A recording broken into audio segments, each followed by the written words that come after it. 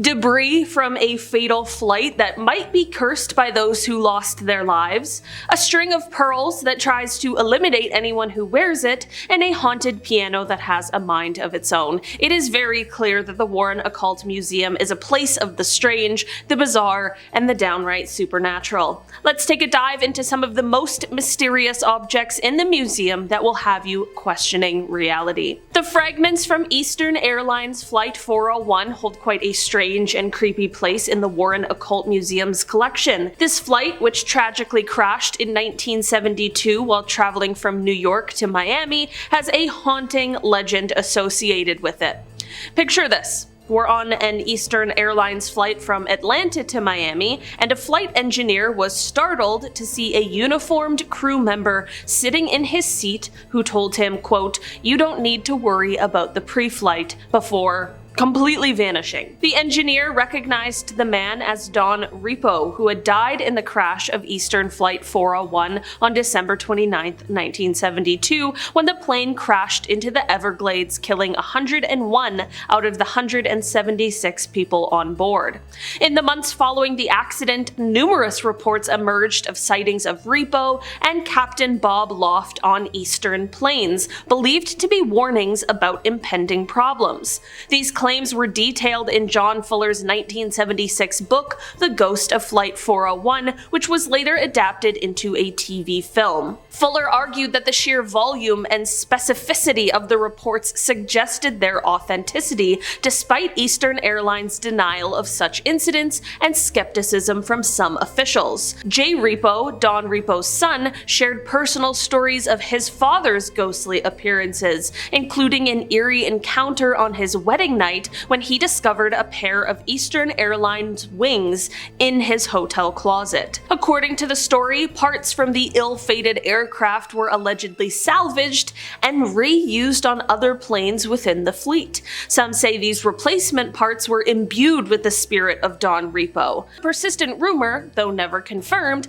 that these haunted plane components brought about strange and unsettling occurrences on the aircraft they were installed in. Ed and Lorraine Warren were intrigued by this story and acquired some of the fragments as part of their collection. They were drawn to the objects due to their connection to one of the most chilling examples of a potential haunting linked to a very tragic event. In the museum, these fragments are treated with respect and caution, embodying the Warrens' belief in the possibility of lingering supernatural influences tied to objects from such a harrowing incident. If you are a fan of the Ed and Lorraine movies, you'll know that in the film Annabelle Comes Home, there is a very gripping scene where Daniela, one of the characters, puts on a mourning bracelet from the museum in an attempt to contact her deceased loved ones. This act not only violates the museum's strict no-touch policy, but also inadvertently opens the case containing the infamous Annabelle doll, which, of course,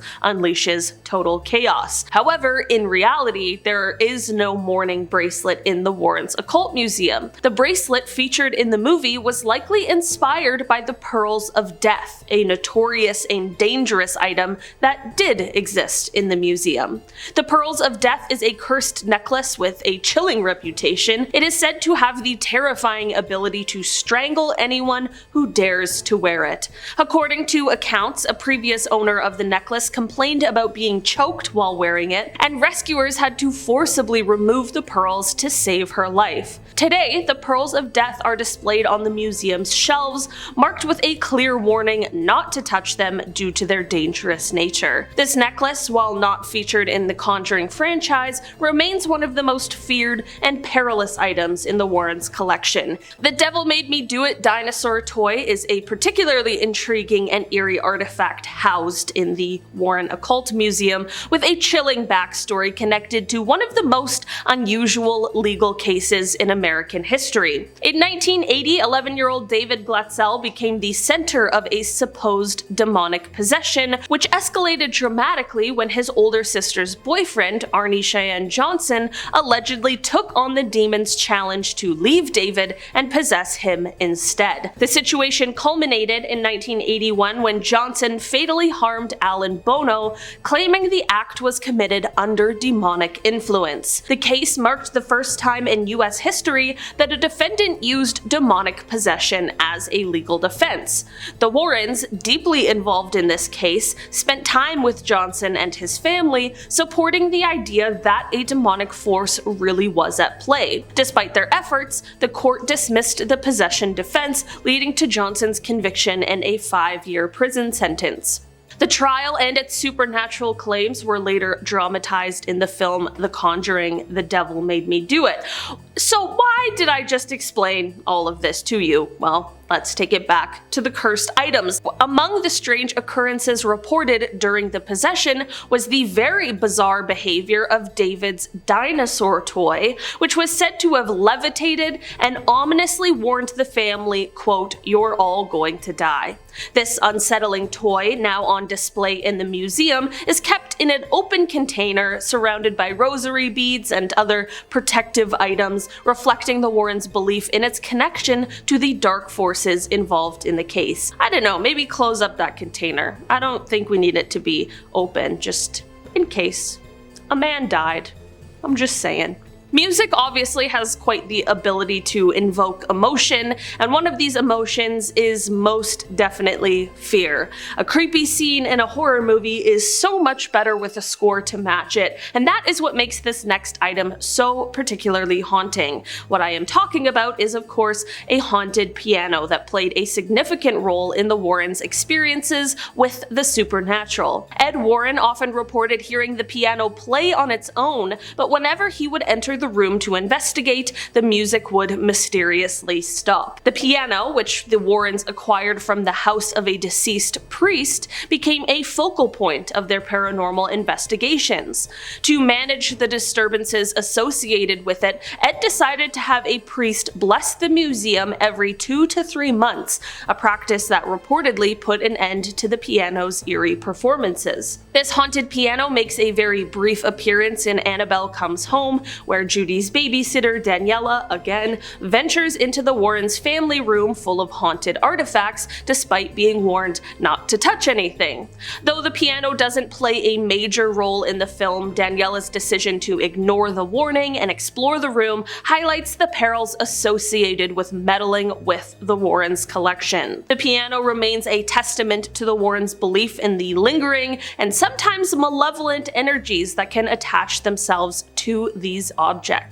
In the Warren Occult Museum, a particularly chilling pair of artifacts includes a human skull and a satanic idol, each with its own dark history. The skull, which was used in a satanic ritual, arrived at the museum adorned with markings that suggest its use in occult practices. Nearby, the satanic idol has an even more sinister backstory. According to the tale recounted by Tony Spera, the real-life occult museum curator and son-in-law of renowned demonologists Ed and Lorraine Warren, this idol was discovered in the woods of Sandy Hook around 1991 by a hunter who was reportedly guided away from the scene by a mysterious man dressed in black. Intrigued by this strange occurrence, the hunter brought the idol to Ed Warren's attention. Ed, accompanied by the hunter, went to retrieve the idol which had been left behind. Shortly after the idol's acquisition, Lorraine Warren fell gravely ill, with doctors unable to provide a clear diagnosis for her condition. Ed was convinced that this illness was a result of the curse placed on them